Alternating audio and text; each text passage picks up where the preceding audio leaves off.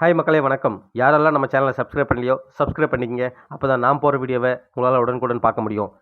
விஜயால் ஏற்பட்ட விபரீதம் என்னன்னு பார்க்குறீங்களா? தாவேகா தலைவர் விஜய் இருக்கார் இல்லையா?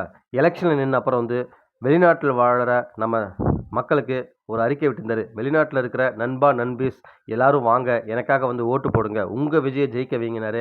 அவங்களும் கிளம்பி வந்தாங்க. வந்துட்டு அவருக்கு ஓட்டு போட்டு ஜெயிக்கவும் வச்சுட்டாங்க.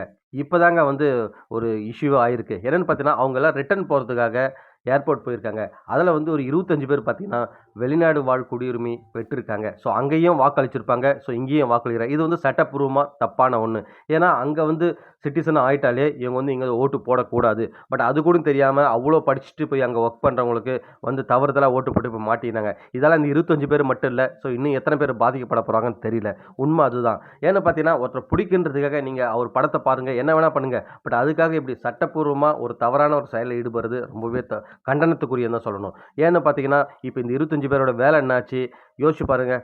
இவங்களுக்கு ஒரு பிளாக் மார்க் மாதிரி தான். இவங்களுக்கு வேலை கிடைக்குமா கிடைக்காதா, அங்கே போனால் என்ன மாதிரி இஷ்யூஸ் வரும். ஸோ அதையும் அவங்க ஃபேஸ் பண்ணணும். ஸோ நார்மலாக இந்த நாட்டோட பிரஜையாக இருந்தால் மட்டும்தான் ஓட்டு போகிறதுக்கு உரிமை இருக்க தவிர, இந்த மாதிரி வெளிநாட்டு வாழ் குடியுரிமை வாங்கிட்டு இங்கே ஓட்டு போகிறதுக்கு யாருக்குமே உரிமை இல்லை. ஸோ இந்த மாதிரி இஷ்யூ மாட்டியிருக்காங்க. இப்போ இவங்க எப்படி வெளில வர போகிறாங்க? மக்களே தயவு செஞ்சு யோசிச்சுக்குங்க.